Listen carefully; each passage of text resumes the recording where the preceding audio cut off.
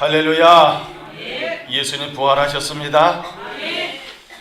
이 부활의 신앙은 우리 성도들에서 대단히 중요한 것이고, 어떤 어려움 속에서도 모든 문제를 극복할 수 있는 능력이 있는 신앙인 것을 믿으시기 바랍니다.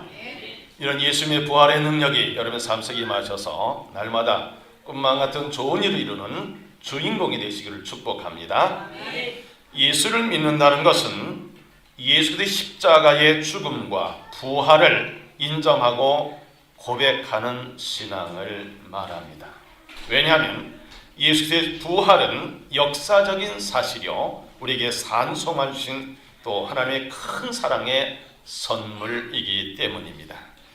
오늘날 많은 현대인은 절망과 좌절과 낙심과 근심과 불안 속에서 행복한 삶보다는 두려운 삶을 살고 있습니다.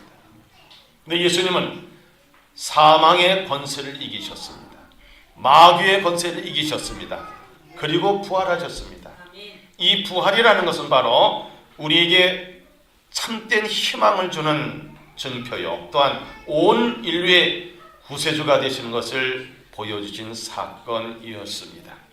2010년 부활절을 맞이해서 예수 살아나셨다 라는 주제로 은혜를 함께 나누고자 합니다. 어둠의 세력 속에 있던 이 땅이, 또 여러분의 심령이 예수님의 진리의 빛으로 부활의 소식을 통해서 새롭게 거듭나고 부활돼서 악한 영을 다 물리치고 어둠을 물리치고 질병을 물리치고 가난을 물리치고 승리하는 복된 인생들이 되시길 축복합니다. 그럼 예수 살아나신 것의 예언에 대한 말씀입니다. 예수님이 이 땅에 오셔서 가장 큰 사역은 십자가와 부활입니다.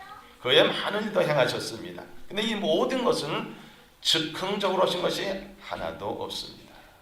다 이미 구약에 예언된 말씀에 대한 성취였습니다. 그 여러 군데서 이 부활에 대한 내용이 나오지만은 두 군데를 소개하겠습니다. 욥은 이렇게 기록합니다. 욥기 19장 25절과 26절입니다. 다 함께 읽겠습니다. 내가 알기에는 나의 대속자가 살아 계시니 마침내 그가 땅에 서실 것이라. 내 가족이 벗김을 당한 뒤에도 내가 육체 밖에서 하나님을 보리라. 구약에서 가장 고난당한 사람, 많이 고난당한 사람 누구로 상징합니까? 욥입니다. 그 고난당하는 중에서 예수님의 부활을 예언한 것입니다. 다윗도 이렇게 기록했습니다. 시편 16편 10절과 11절입니다. 다 함께 시작. 이는 주께서 내 영혼을 수월에 버리지 아니하시며 주의 거룩한 자를 멸망시키지 않으실 것임이니이다. 주께서 생명의 길을 내게 보이시리니 주의 앞에는 충만한 기쁨이 있고 주의 오른쪽에는 영원한 즐거움이 있나이다. 우리가 왜 절망하고 우리가 좌절하고 낙심합니까? 부활의 신앙이 없어서 그래요. 구약에 있는 위대한 신앙인들, 또 신약에 등장하는 제자들과 많은 성도들, 이 부활 신앙이 있기 때문에 어떤 어려움 속에서도 견뎌낼 수가 있었습니다. 히브리서 11장에 보면은 믿음장이라 그러죠. 정말 신앙의 위대한 믿음을 가졌던 사람들의 명예전당에 오를 만한 이런 사람들의 이름이죠. 그런 사람들이 다 무슨 신앙을 가졌냐? 이 부활의 신앙을 가졌습니다. 그래서 신약에서도 많은 것이 나타나는데 특별히 그 중에서 예수님께서 부활을 이렇게 언급하신 것을 두 군데 전하고자 합니다. 특별히 마태복음에 있는 말씀은 예수님께서 제자들을 데리고 다니시면서 과연 세상 사람들이 나를 누구라고 하느냐 하고 질문했습니다. 제자들에게. 그랬더니 제자들이 선생님, 옛 선지자 중에서요 엘리야라고 하는 사람이 있습니다. 그것도 세례요한이라고 하는 사람이 있습니다. 또 어떻게 보면 또 선지자의 한 사람이라고 합니다. 그러니까 예수님께서 바른 정답을 하지 못하는 제자를 향해서 묻습니다. 너희는 그럼 나를 누구라 하느냐? 근데 베드로가 뭐라 합니까? 마태복음 16장 16절에 주는 그리스도시요 살아계신 하나님의 아들이십니다. 이렇게 고백한 것을 들으시고 감격하셨어요.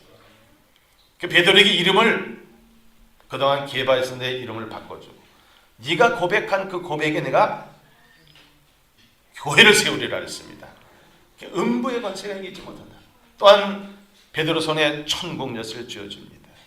그리고 나서 예수님께서 하신 말씀이 오늘 마태복음 16장 21절 이렇게 기록되어 있습니다. 시작. 이때로부터 예수께서 자기가 예루살렘에 올라가 장로들과 대제사장들과 서기관들에게 많은 고난을 받고 죽임을 당하고 제3일에 살아나야 할 것을 제자리에 비로소 나타내시니 그랬습니다. 누가도 이렇게 기록합니다. 누가복음 24장 7절입니다. 이르시기를 인자가 죄인의 손에 넘겨져 십자가에 못 박히고 제3일에 다시 살아나야 하리라 하셨느니라 하는데, 예수님이 친히 내가 십자가에 죽고 그리고 3일 만에 다시 살아나리라 예언을 하셨습니다. 뿐만 아니라 예수님은 부활의 자체이셨습니다. 오늘 예수님께서는 나사로의 죽은 소식을 들었습니다. 오빠가 죽어서 슬픔 속에는 마르다를 향해서 예수님께서는 이렇게 말씀하십니다. 요한복음 11장 25절 26절입니다. 예수께서 이르시되 나는 부활이요 생명이니 나를 믿는 자는 죽어도 살겠고 무릇 살아서 나를 믿는 자는 영원히 죽지 않으리니 이것을 네가 믿느냐? 그때 마르다가 뭐라고 대답했느냐 하면은 이르되 주여 그러하이다. 주는 그리스도시요 세상에 오신 하나님의 아들이신 줄을 내가 어떻게 말했습니까? 믿나이다 그랬습니다. 예수님 자체가 부활입니다. 사랑하는 성도 여러분, 예수님의 부활은 구약에서 예언되어 있고 신약에서 예수님께서 예언하셨고 또 예수님 자체가 부활이라는 사실을 우리는 믿어야 합니다. 그런데 세상 사람은 안 믿습니다. 그럼 우리는 예수님 나의 주님이라고 믿고 하나님 자녀의 권세를 받은 후 그리고 모든 죄를 용서받고 구원받은 우리들은 어느 우리 입에서 뭐가 나옵니까? 예수님은 부활하셨습니다.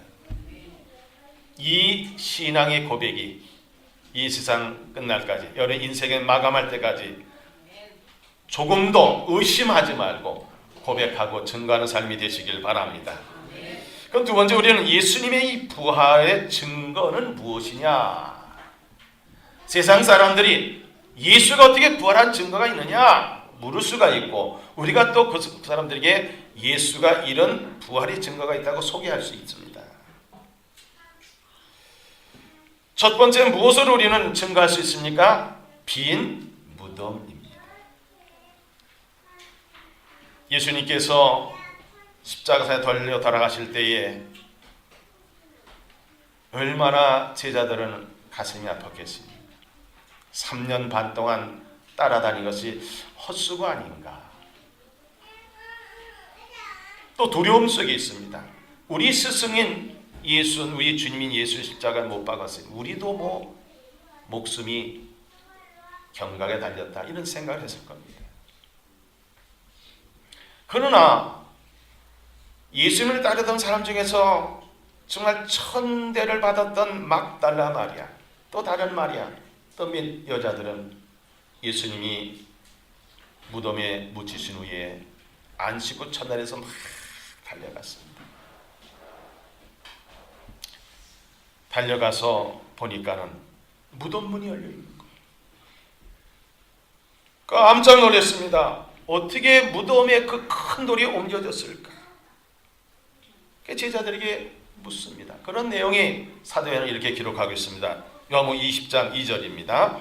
시몬 베드로와 예수께서 사랑하시던 그 다른 제자에게 달려가서 말하되 사람들이 주님을 무덤에서 가져다가 어디 두었는지 우리가 알지 못하겠다 하니,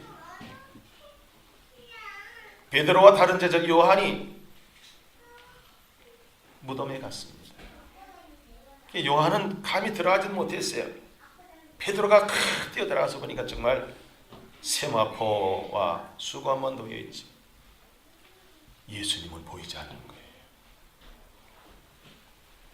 바로 이 빈 무덤이 예수님의 부활을 증거하는 것을 믿으시길 바랍니다. 세상에 많은 성인 군자와 유명한 사람들이 다 무덤이 있습니다. 그러나 예수님은 무덤을 박차고 부활하신 것을 믿으시길 바랍니다. 또 한 가지 증거를 말씀드리면 마태는 이렇게 또 정확하게 기록하고 있습니다. 당시 장로들과 군인들의 은밀한 거래가 있었던 사실을 기록했습니다. 한번 읽어보겠습니다. 마태복음 28장 12절과 13절입니다. 시작. 그들이 장로들과 함께 모여 의논하고 군인들에게 돈을 많이 주며 이르되 너희는 말하기를 그의 제자들이 밤에 와서 우리가 잘 때 그를 도둑질하여 갔다 하라. 예수님을 따르던 여인들과 그리고 제자들은 빈 무덤을 확인했는데 정작 장로들과 군인들은 서로 말을 맞춰가 조작해가지고는 훔쳐갔다. 이렇게 했다는 증거를 성경에 기록하고 있는 거예요. 또한 예수님의 부활의 증거는 성경에 분명히 기록되어 있는 것이 증거입니다. 바울은 그 성경 근거로 해서 예수님 부활을 이렇게 증거합니다. 고린도서 15장 1절로 4절입니다. 형제들아 내가 너희에게 전한 복음을 너희에게 알게 하노니 이는 너희가 받은 것이요 또 그 가운데 선 것이라. 너희가 만일 내가 전한 그 말을 굳게 지키고 헛되이 믿지 아니하였으면 그로 말미암아 구원을 받으리라. 내가 받은 것을 먼저 너희에게 전하였노니 이는 성경대로 그리스도께서 우리 죄를 위하여 죽으시고 장사 지낸 바 되셨다가 성경대로 사흘 만에 다시 살아나사. 아멘. 성경대로 증거. 사도 요한은 유배당에서 밤모섬에 있으면서 그 동굴에서 환상을 보면서 장차 부활에 참여할 사람들의 모습을 이렇게 기록하고 있습니다. 요한계시록 20장 6절입니다. 이 첫째 부활에 참여한 자들은 복이 있고 거룩하도다. 둘째 사망이 그들을 다스리는 권세가 없고 도리어 그들이 하나님과 그리스도의 제사장이 되어 1000년 동안 그리스도와 더불어 무엇 하랬어요? 왕노로 다리라 했습니다. 예수님의 부활은 또 예수님 부활을 믿는 자들은 이 부활에 참여하는 자가 된다는 겁니다. 그 다음에 예수님의 부활의 증거는 증인들이 있습니다. 예수님의 부활을 그리고 부활하신 예수님을 목격한 사람들입니다. 바울은 이렇게 기록했죠. 고린도전서 15장 4절로 8절입니다. 장사 지낸 바 되셨다가 성경대로 사흘 만에 다시 살아나사 게바에게 보이시고 그 12제자에게와 그 후에 500여 형제에게 일시에 보이셨나니 그 중에 지금까지 대다수는 살아있고 어떤 사람은 잠들었으며 그 후에 야고보에게 보이셨으며 그 후에 모든 사도에게와 맨 나중에 만삭되지 못한 한자 같은 내게도 보이셨느니라. 그랬습니다. 많은 사람들이 부활하신 예수님을 보았습니다. 증인입니다. 사도 요한은 그 부활하신 예수님을 어떻게 또 증거하느냐? 요한일서 1장 1절 2절 보니까는 이제는 확실하게 직접 내가 봤다. 내가 만져도 봤다. 읽겠습니다. 태초부 너희는 생명의 말씀에 관한 우리가 들은 바요 눈으로 본 바요 자세히 보고 우리 서로 만진 바라. 이 생명이 나타내신 바 된지라. 이 영원한 생명 우리가 보았고 증언하여 너희에게 전하노니 이는 아버지와 함께 계시다가 우리에게 나타내신 바 된 이시니라. 아멘. 예수님이 부활하셔서 40일 동안 보여주셨죠.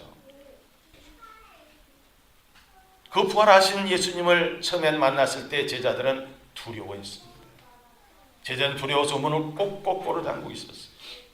예수님은 들어오셔서 너에게 평강이 있을지어다.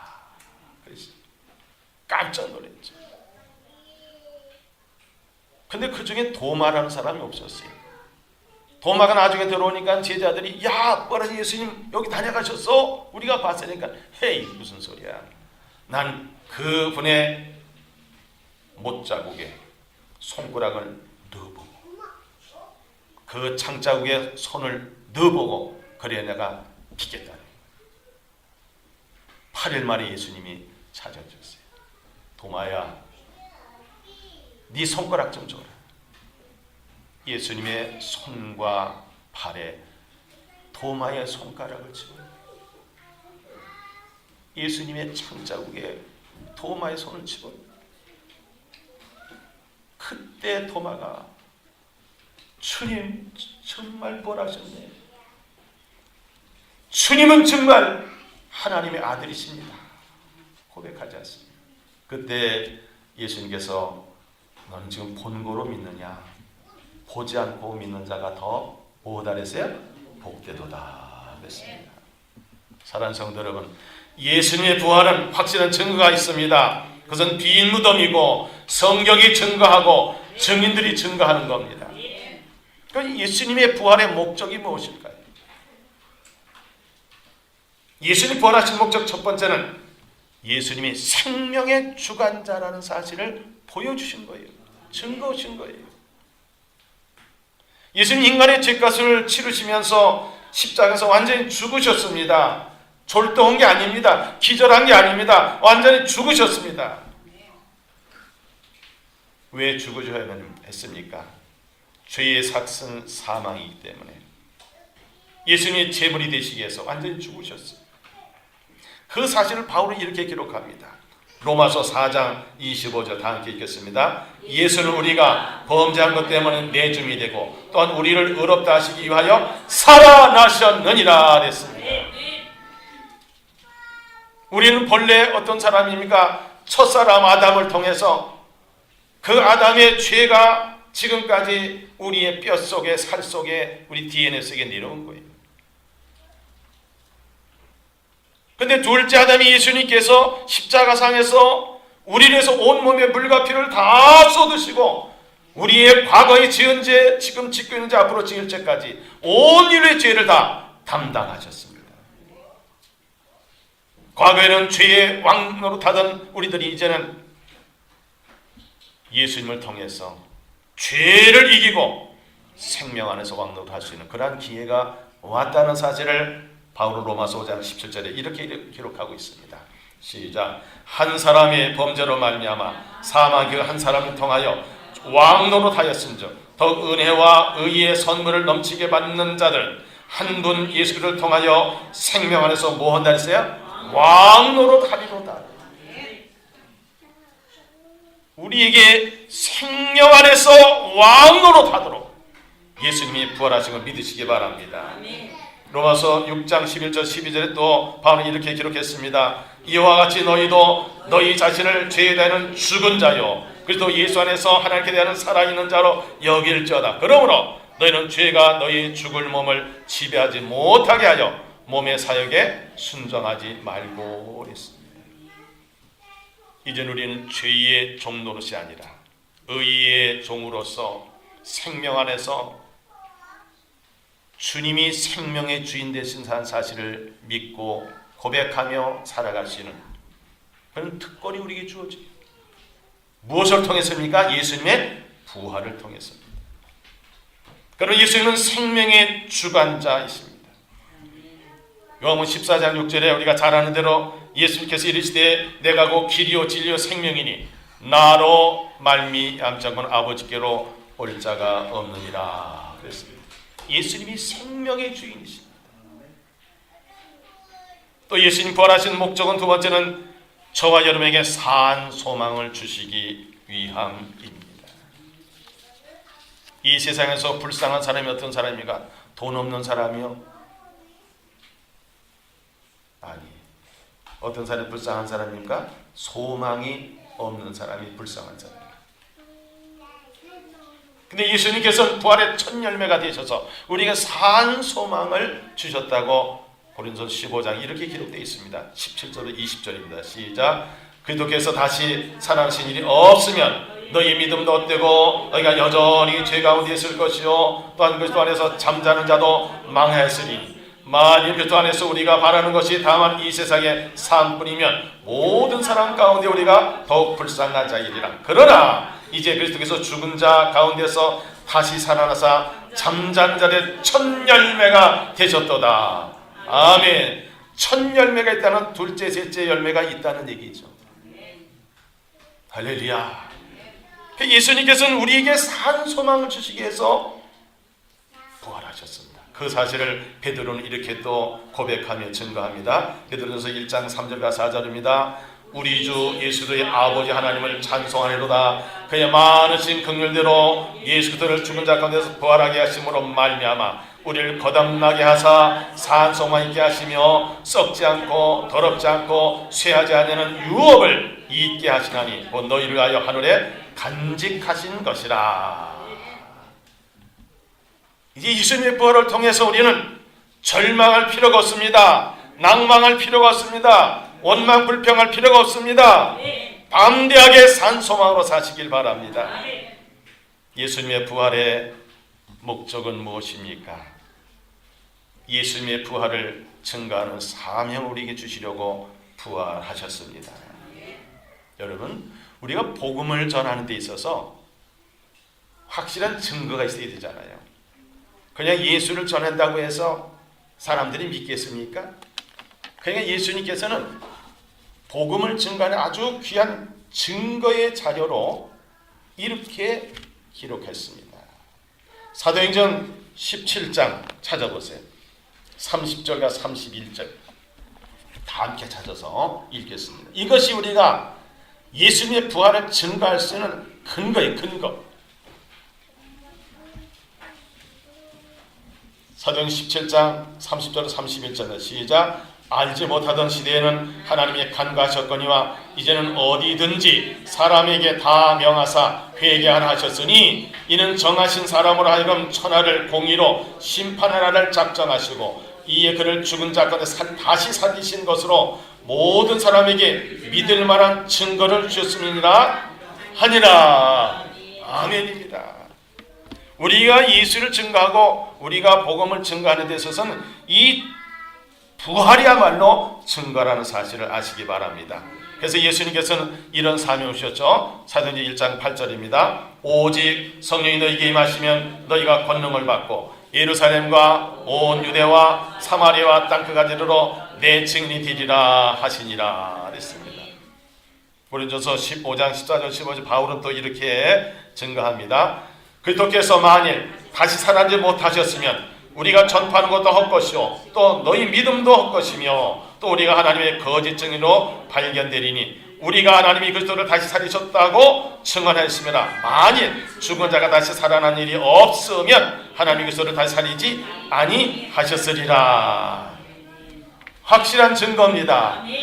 예수님은 분명히 십자가에 죽으셨다가 무덤에 묻혔다가 무덤을 물리치고 사망의 권세를 물리치고 마귀의 권세를 물리치고 부활하셨습니다. 그래서 오늘 왜 주일이라고 합니까? 예수님의 부활하신 날이기 때문에 주일이에요. 우리가 유대인들처럼 하나님 믿는다고 한다면 금요일 날 저녁부터 토요일 저녁까지는 안식이라고 하는 거예요. 근데 우리는 어떻습니까? 예수님께서 안식 후 첫날 어떻게 했어요? 사망의 권세를 이기시고 부활하셨습니다. 이 날을 우리는 부활절로 지키는 거예요. 오늘은 큰 부활절이고 매 주일마다 부활절입니다. 2016년 부활절을 맞이하여 우린 131년 전에 인천 제물포항에 세 사람이 배에서 내렸습니다. 아펜셀라 선교사 부부, 언더우드 선교사. 그 당시에 우리나라는 복음이 없어서 어둠의 세력의 지배를 받았습니다. 그들은 무릎을 꿇고 하나님께 기도합니다. 이 흑암한 속에 사는 이 백성들에게 진리의 빛을 부활의 기쁜 소식을 전해 이 땅이 복음화되길 원하는 마음으로 간절히 기도했습니다. 부활절 아침이었습니다. 1885년 4월 5일 주일 부활절 아침. 그리고 그 복음을 전해 듣던 수많은 사람들이 예수를 믿고 그 중에서 감리교인들이 구한말 여러 가지 어려운 상황 속에 있는 우리나라 일제 식민지 속에 있을 때 3.1운동 주도적으로 한 사람들 중에 감리교인이 많이 있습니다. 그리고 우리의 믿음의 선진들이 근검절약하며 부지런히 열심히 그리고 미신을 타파하고 술과 담배를 끊고 그리고 최선을 다해서 신앙생활하고 순교의 신앙생활에서 이 땅이 지금 이만큼 경제적으로 부흥되고 발전한 나라가 되었습니다. 그리고 감리교회는 자부심을 가져야 되는 겁니다. 그래서 우리는 이 부활의 신앙을 또 예수님의 부활을 온 세상에 전하는데 오늘 시간 결단하는 귀한 시간이 되시기를 바랍니다. 우리가 전하는 복음은 확실한 증거가 있습니다. 예수님의 부활입니다. 누구도 흉내낼 수 없습니다. 어느 종교도 흉내낼 수 없습니다. 예수님의 부활을 증거하는 데 우리가 최선을 다한다면 오늘 이 부활절 아침 우리는 하나님께 예배하며 우리 예배를 하는 받으실 것이고 영광을 예배하는 귀한 시간이 될 것이고 여러분 삶 부활의 역사가 나타날 줄을 믿습니다. 오늘 말씀은 요약합니다. 오늘 예수님께서 살아나신 예언이 구약에도 있고 신약에도 예수님 자체가 부활이셨습니다. 예수님 부활의 증거는 어떻습니까? 빈 무덤이었습니다. 그리고 성경이었습니다. 그리고 증인들이었습니다. 예수님 부활의 목적이 뭐라 했습니까? 예수님의 생명이 뭐라 했습니까? 주관자이시. 그렇습니다. 또 우리에게 산 소망을 주시기 위해서 예수님 부활하셨습니다. 그 예수님 우리에게 예수님의 부활을 복음을 증거하라고 우리에게 귀한 부활의 사건을 허락하여 주셨습니다. 2016년 우린 부활절을 맞이했습니다. 이 땅 갈등과 폭력과 분단과 상처투성인 이 민족과 세계 곳곳의 테러와 또 전쟁의 위협 속에 있는 이 상황 속에서 우리 기독교회는 분연히 일어나서 부활의 복음을 증거해야 됩니다. 두렵고 떨고 희망이 없어서 절망 가운데 사람들에게 예수님은 부활의 본체시다. 부활의 첫 열매시고 우리도 부활한다는 그 부활의 신앙을 증거해야 되겠습니다. 오늘 우리는 어린이부터 어린이까지 온 교인들이 모여서 한 달에 한 번씩 하는 위드 비전 예배에 참석하고 있습니다. 여기 모인 모든 성도들은 예수님의 부활을 확실히 믿으시기 바랍니다. 여러분도 부활하시다는 확실한 신앙을 가지시기 바랍니다. 이 부활의 복음을 증거하는 귀한 삶이 되시기를 주님으로 축복합니다. 기도드리겠습니다. 하나님 감사합니다. 예수님 부활하심을 감사합니다. 우리도 부활하신 신앙을 갖게 하신 것 감사합니다. 이제는 담대히 나가서 예수님의 부활을 증거하는 복음의 증거자들이 되게 하여 주옵소서. 그리고 지금도 우리 곁에 계셔서 우리를 도와주시고 인도하시고 승리케 하시는 우리 주 예수 이름으로 간절히 기도하옵나이다. 아멘.